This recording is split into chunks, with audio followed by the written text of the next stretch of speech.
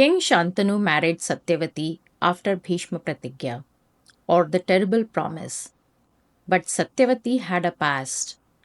Rishi Ved Vyasa, the composer of Mahabharat, was her son and instrumental in the birth of Dhritarashtra and Pandu, the fathers of Kauravas and the Pandavas.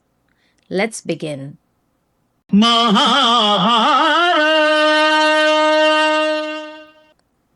Chapter 5. The birth of Dhritarashtra, Pandu and Vidur.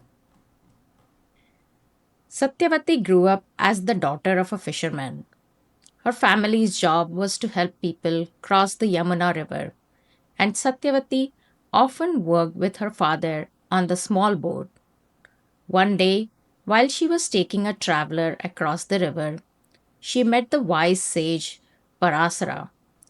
The moment he was crossing the river was very auspicious, and a child born then would be a blessing to humanity. He requested Satyavati to bear a child. She agreed, but asked to protect her honor. Parasara used his magical powers to cover the boat in a thick fog so no one could see them. He even changed her smell into the sweet scent of musk and created a small island in the river. He also told her that their son would be a great and wise man who would help the world by dividing the sacred Vedas so everyone could learn from them. Right after Parasara left, Satyavati's pregnancy happened all at once, and she gave birth to a glowing, beautiful baby boy on the island. The moment he was born, he grew into the form of a wise young man. He comforted his mother and said she should never worry.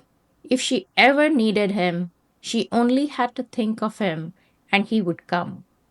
Then he left to live the life of a wandering sage. His name became Krishna Dvaipayana, or later would be known as Vyas. Satyavati kept this whole event a secret. Years later, King Shantanu fell in love with Satyavati and married her. They had two sons, Chitrangad and Vichitravirya. But both boys died young without having any children. Vichitravirya had left behind two wives, Ambika and Ambalika. Because there was no heir, Satyavati turned to her stepson, Bhishma, and asked him to marry the queens, but he refused because he had sworn never to marry. Satyavati then finally revealed her old secret and asked Bhishma to bring her firstborn son, Vyas, to help the family continue by a tradition called Niyoga, where a wise man helps give children to a widow. Vyas came, but he looked wild and rough from long months of meditation in the forest. Queen Ambika was so scared when she saw him that she closed her eyes, and her son, Dhritarashtra, was born blind. Queen Ambalika was instructed not to shut her eyes, but she turned pale with fear, and her son Pandu was born pale and weak. Worried, Satyavati asked Vyas to try again with Ambika, but Ambika was too frightened and secretly sent her maid Parishrami instead. The maid was calm and respectful, and she gave birth to a healthy boy named Vidur. But because his mother was a maid rather than a queen, his status was always lower than his two half brothers. And that's the end of this chapter. If you are enjoying the journey through the Mahabharat, make sure to like and subscribe so you don't miss the chapters ahead.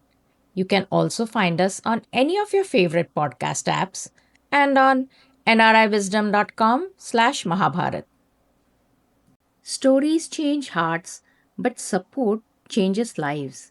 Behind every Janati.org project is a woman working toward dignity and independence. Your support helps make that possible. Please support the women of Janati.org.